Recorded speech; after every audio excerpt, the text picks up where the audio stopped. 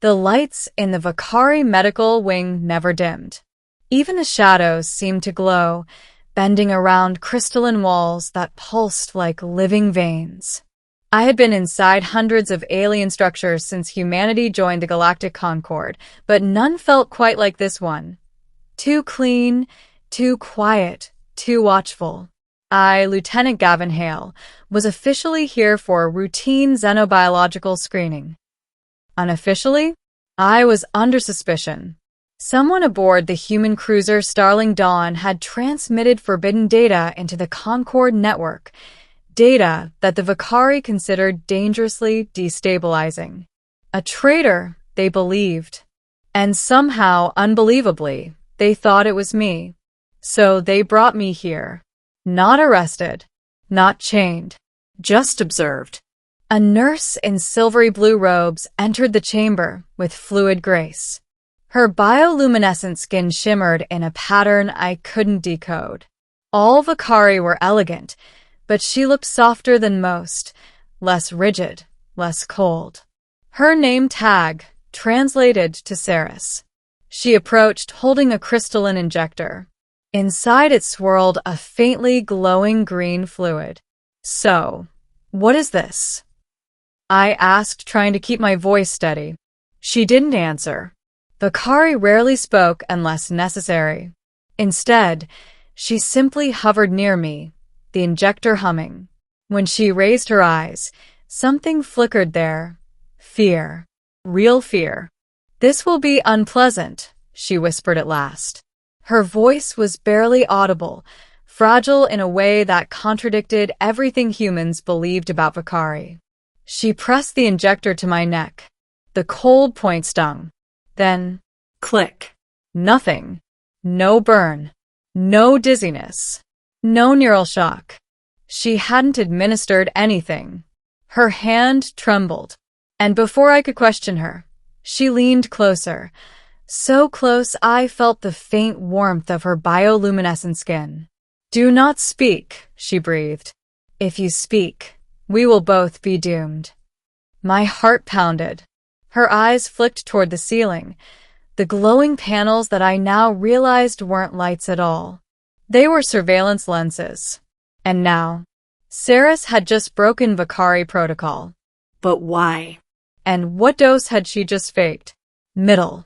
The secret within the dose. Ceres took the injector apart with swift, silent movements and disposed of the capsule in a disposal column that vaporized anything placed inside it.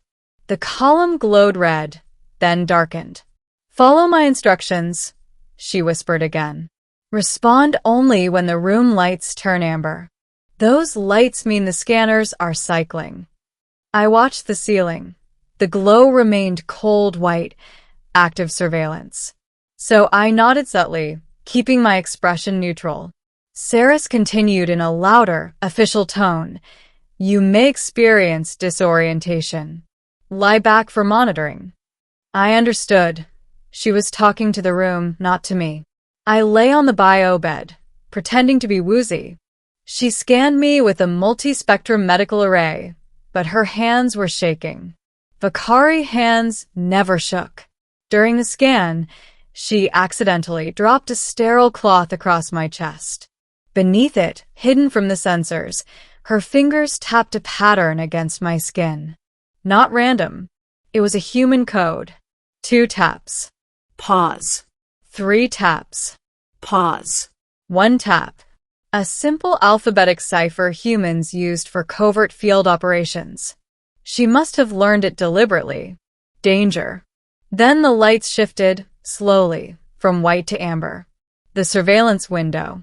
Ceres immediately bent close and whispered, "You are not the traitor. You were targeted." My breath hitched. She continued quickly, her voice trembling. "The dose I was ordered to give you would have overwritten your neural patterns. It would have made you confess to anything they wished. A neural confession drug. Deadly. Illegal in most quadrants.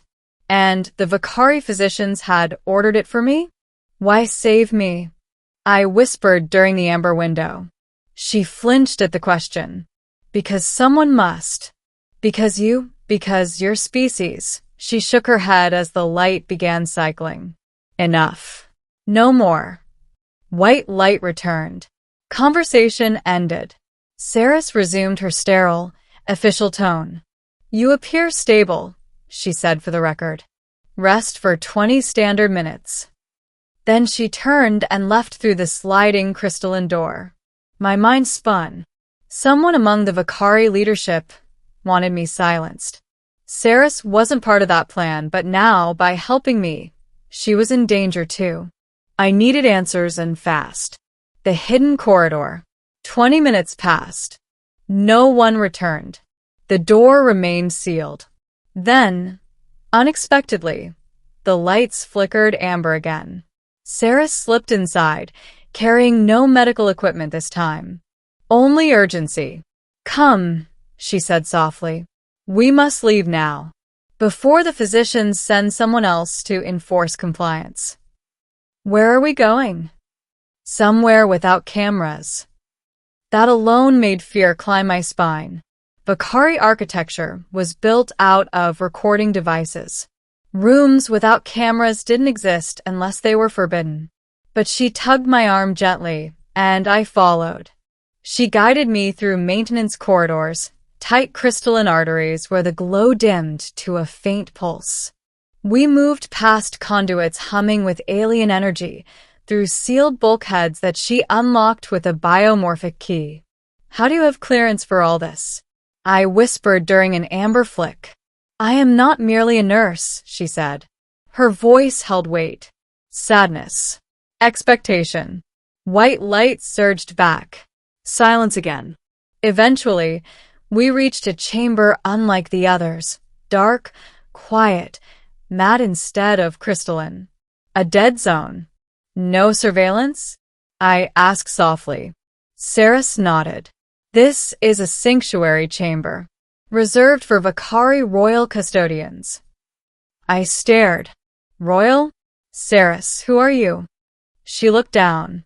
Her skin dimmed, glowing with a soft, nervous lavender. I am the daughter of the High Warden, a member of the Sapphire line. My kind oversees all medical ethics within the Concord. A royal medical custodian. No wonder she feared punishment. Her lineage was held to impossible standards, and she had just violated all of them to save me. Now speak freely, she said. Tell me everything you know. The middle climax, the traitor and the truth. I explained what I could. How humans had been accused of leaking structural weaknesses in the Concord defense grid. How the Vakari had summoned me, alone, for questioning. How none of it made sense.